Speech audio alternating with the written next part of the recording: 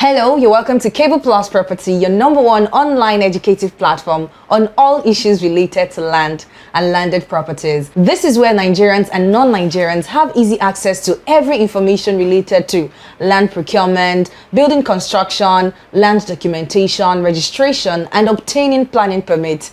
This episode promises to be educative as always, because I'll be speaking with a professional in town planning and also a fellow of the Nigerian Institute of Town Planners, no other than town planner Badejo Hakeem Olatunji. As you know, my name is Oiza. Let's go.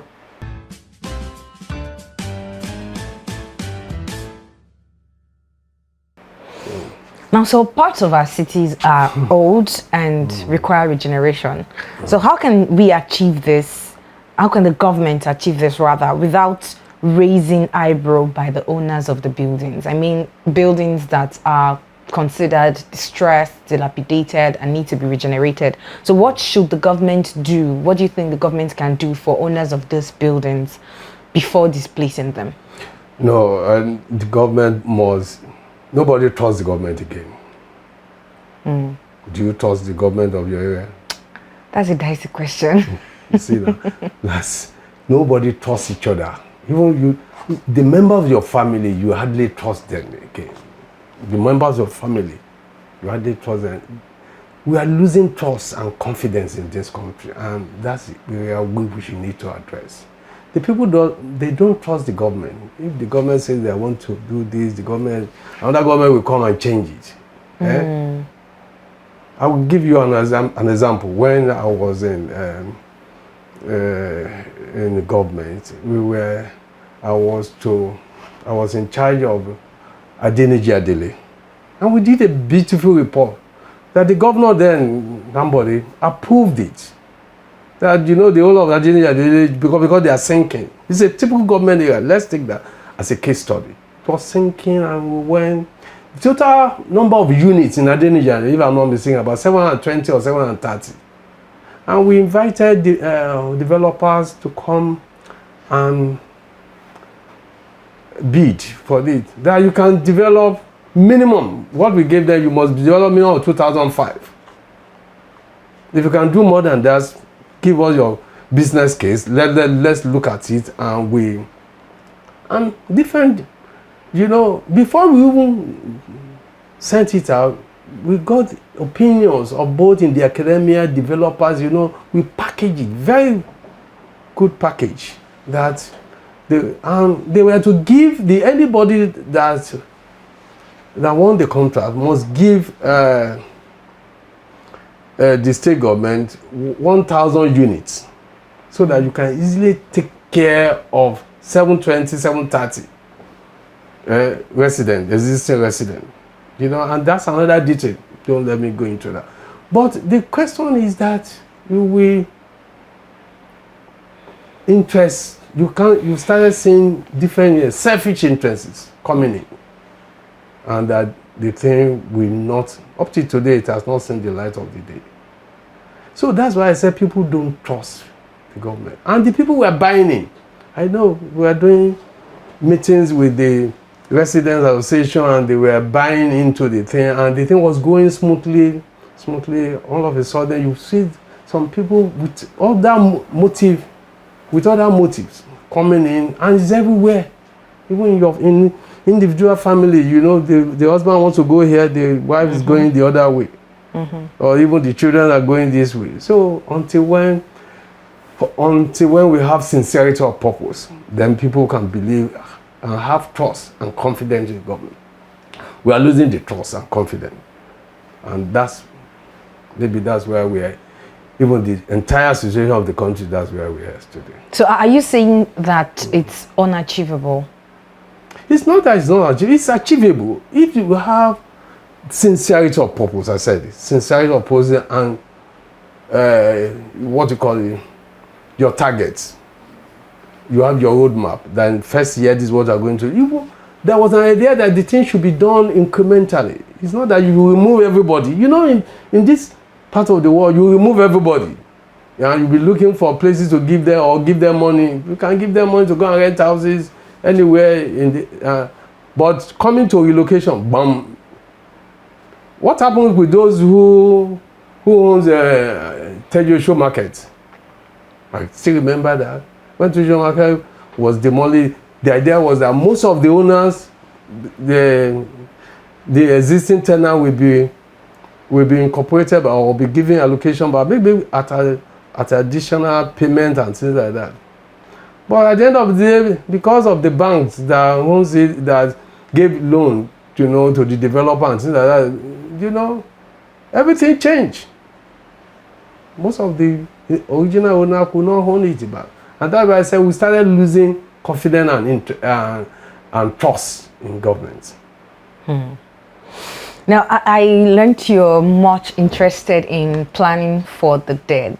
I mean, you have a paper on that. So at what level of plan preparation is a parcel of land zoned for cemetery?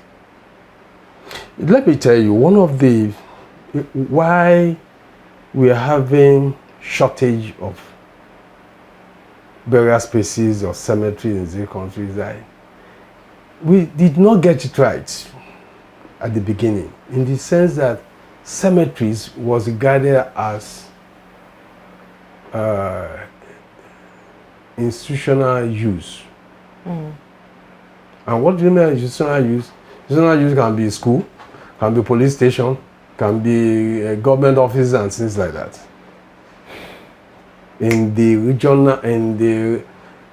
regional master plan of Lagos State, that's what it was considered. And of course, cemetery is the last thing. And another thing is that because everybody sees death as a taboo. Yes. And the fixation of an average person is that I don't want to die. Everybody say over my dead body, not me. I'm not going to die. And whether you like it or not, eventually you will die. die. Yeah, everybody's going to die. And mentioning death is scary. It's scary. I remember when I was even administering the questionnaire. Some people were filling the questionnaire, the tears were coming down. Do you want to kill me? We say, let's say, for instance, have you purchased a land or a space where to be buried? You want to kill me? Yeah, well, we write no. But have you purchased a land? It's good. Have you purchased a land? Would you like to purchase a land where to live? Yes. Where will you like to live? Yeah, Ikoyi, Keja, where will you, government estate? Yeah. Have you purchased a land where to be buried or plot of a vault? You want to kill me? That's the question. Another question is a leading question. When it started getting, how will you like, in the absence of no space to be buried, how will you like to be buried? Option, art interment. 2, no. Option 1, thrown into the sea. There are different kinds of burial. I don't want to go into that. Cremation, burning, scavenging. In some parts of the world, it's by scavenging. They will put you on the tree or whatever, and then you come and scavenge you. That's scavenging. All these things. You want no. All these things is very interesting. And like you said, if I ask you to I don't want to know your age. It doesn't matter. As long as there's a life, there must be a space for you to be buried. And it's not, death is not by age, not by sex, not by what you call it. Position or class. Not by position of class or anything. You can see those who are dying in Ukraine now. Most of them, we never thought of death. It can happen at any time. Anything can. Who says that Nigeria next month anything cannot go comatose? And before you know, everybody will only scatter. So it must be prepared. We must have it. We are just lucky in this part of continent. Let me put it, apart from South Africa, during the COVID, that we did not see large number of deaths. I always say, if there are 200 deaths a day in Lagos, there's going to be crisis. 200 people dying at the same time in a day in Lagos. 200 people. Talk less of 1,000, 2,000. Why are you going to bury them? Well, I think that's where the concept of mass burial comes in. Would you like your family to be buried as in mass grave? No, I'm asking you. They allow the people to be buried in mass grave, that they cannot identify their families. Maybe as a result of war and things like that. And where is the space? Oh yeah, you want to do mass burial. You need a space now. If you want to do mass burial, you need a space. Where is the space? And many of us, we are not thinking about it until when it happens. For the Muslims, if you die in the morning, by evening you are buried. The Christian can still have time, another 2 weeks, 1 week, 1 month, so you can be looking for space. Either you take him back to the village or to his hometown, but you still have time. You'll be looking, but these are the things that must be readily available. It's just like your food. And I always tell people, the fact that you wake up in the morning does not mean that you are going to witness the evening. So at what level of planning do we begin to make preparation for this? Very good. Yes, yeah, thank you. We need to form the time that you have your land, you want to plan for an area, for a neighborhood. If you are planning for just 5,000 neighborhood, 10,000 neighborhood, you must think of where they're going to, and there are grades of cemetery. You can have graveyards. It's not necessarily that must be 1 hectare. You can have graveyard. That's why most of the churches in the 60s and 70s in this country, you will see most of these churches go around, you will see graveyards at their backyard. Where they are going to bury their members. So you must have it in almost every district or local government. Local government, you could do local government, now that has been divided into about 4 now, the LCD or whatever. You could do, who would have thought that you could do local government, the population of the local government can be this bloated. So you could do government should need at least not less than 3 or 4 standard cemeteries, but you only hardly. That's why individuals are doing private. The churches will gather themselves up, create an area for their members, the Muslim too. And I know there's one along you could do. I've been there, somewhere individual, but it's supposed to be from the planning stage. And that's why I always say, when you want to plan, I had to coin that as my own comprehensive planning. That's in my paper. I defined it that planning must take care of where to live, where to work, where to recreate, and where to be in touch. That's a comprehensive plan. If you do that, if you have that, but most cases we only take care of live, work, even recreation. We hardly look at recreation, and that's why the paper comes up. You only look at recreation until when it comes to Christmas time, New Year's Day or Easter. You'll be looking for where to take your children. You can imagine, go as far as to Alausa, from as far as you could do from Mushin to Alausa. That's one place, and everybody will be crowded. Whereas things like that are supposed to be in almost every neighborhood. Open spaces where people can recreate, and when you want to go for the regional one, then you go to the beach. Even go to our beach. We are not harnessing our resources. So that's it. So it must be from that being issue when your planning starts. It must be from we are allocating this area for residential area, this area where they're going to school, work. This is where they're going to recreate, and this is where they're going to be buried. The circle must complete. Now, due to rapid development, land-owning families or families who are landowners, they always like to sell their land for residential. And what does this portend for a balanced and sustainable physical and economic development? Like you just explained that the circle must be complete. So in a situation where landowners often want to sell their lands for residential, you wouldn't approach a landowner and say, I want to buy this land for a cemetery. I'm sure that 90% would not agree to that. So what challenges does this portend for a balanced society? Yes, that's where that's where the government must come in, must start to educate their members. Let me tell you, by nature, let's look at it from nature. By nature, not everybody will build a house. I stand to be corrected. Not everybody must own a house, but everybody must have a place to live. But not everybody must own a house. But everybody deserves a place to be interred. What space are we talking? Say small space. So if that is the case, so you will not know that even the burial space is even more important. You know, it's until, I always tell people, until when you are on Third Mainland Bridge and you have a running tummy, you know that your toilet is better than your bedroom. It's until that day you are on the Third Mainland Bridge and you have a running tummy and you cannot do it, and you are inside maybe public transport, then you will know that your toilet is better, it's far better, more appreciative than your bedroom or your sitting room. Just the same. Because when someone dies, it must be buried. The body must be disposed of. So that's why we need to do a lot of education to those who are selling. Even the local government are not helping either.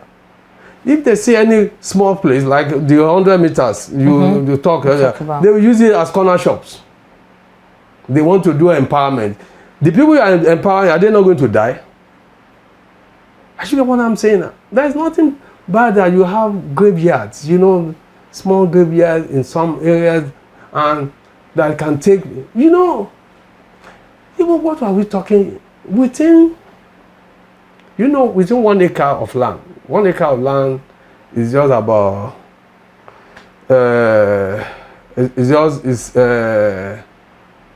it's very small compared with 1 hectare.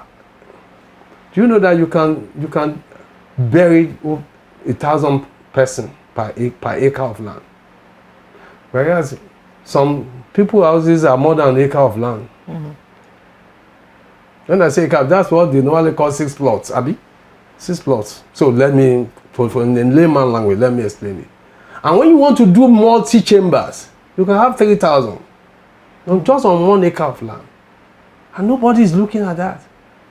We are just interested. So that's why it's very important that government needs to come in to educate the member of the public. That is better, and let the public to buy into it. That it is better. Everybody wants their land to be sold for a shopping complex.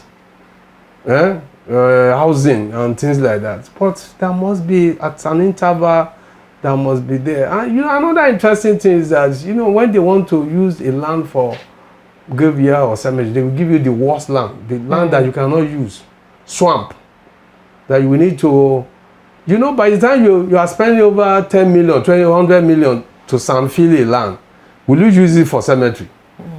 100 million, 50 million to sanfill a land. Will you use it for a cemetery? You just say, no, let it come in big. Then I want to recoup back my shopping mall. I want to recoup back my investment. So that's another area.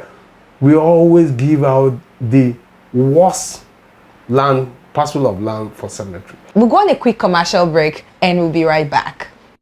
Cable Plus Property, the hub of professionals in the built environment and the #1 online educative platform on all issues related to land and landed property. At Cable Plus Property, our aim is to ensure that all Nigerians and non-Nigerians have at the tip of your fingers, free of charge, all information on landed matters. We provide you with all information you need to know about land procurement, land documentation and development, planning permit procurement, building construction, and so on. Join us today for free by subscribing to our YouTube channel, like and follow us on our social media platforms, and check us on our website www.cableplusproperty.com. Together, we shall make our environment better. Spend and build right.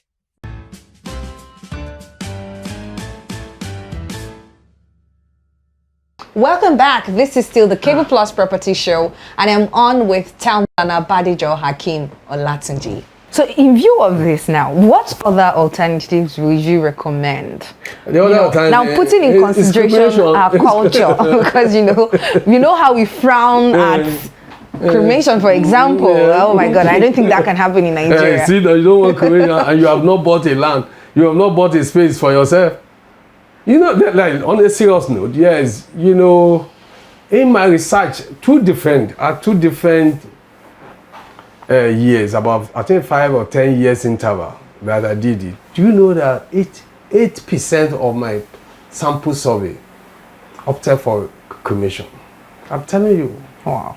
8% of my sample survey opted for cremation. So it's not a bad idea. Some people doesn't it's matter. It's practiced in India. It's practiced. So it's not done in India. In Nigeria, I have done the survey at 2 different times, 10 years or 8 years intervals.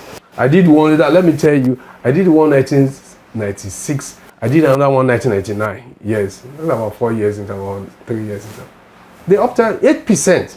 One was 7.8, the other one was 8.2. Let's say averagely 8%.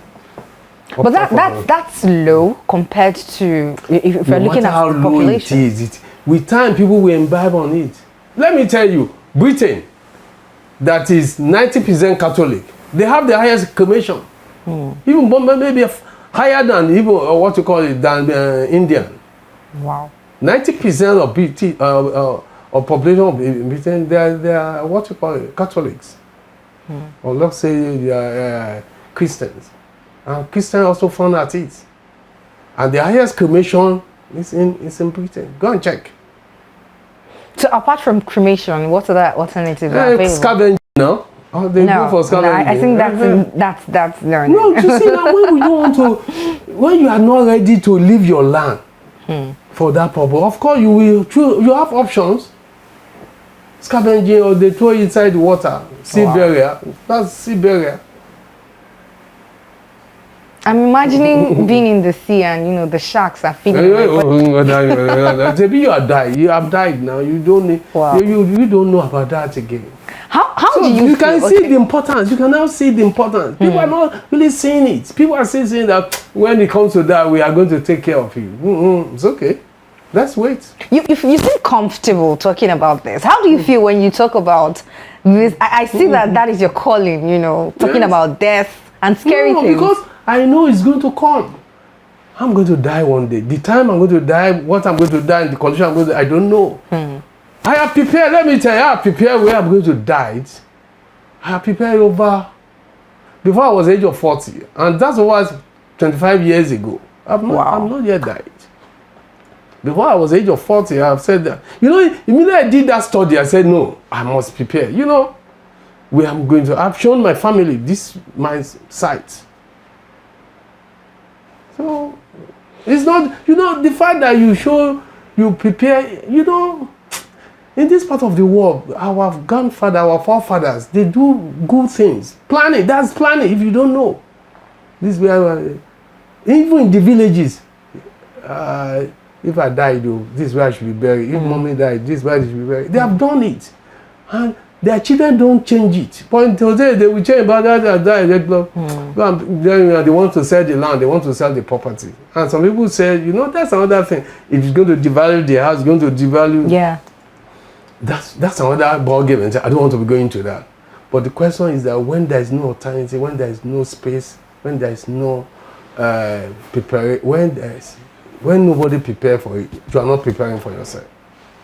It's just like government cannot build houses for everybody, despite that they are trying and low cost, medium cost, everything. The houses can still not go around. But what about where we are going to be intact? And this place is small. Like I said, within 6 plots of land, if you are doing one chamber, let's say in a low-lying area where the water table is very low, you can bury 1,000 people. That's standard.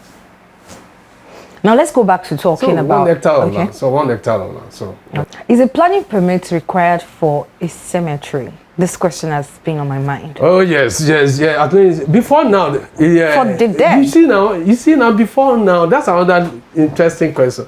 Before now, it was not considered. Nobody considered having planning permit for them. But since 2019, it was in 2019 regulations now. It's now a part of the regulation. We are developing too. It's now a part of the regulation. And to the glory of God, I was very involved in making sure that it's part of the regulations. You know, because you cannot say you want to. It's part of the 4 stages of a plan, and you are not. There is no regulation to it.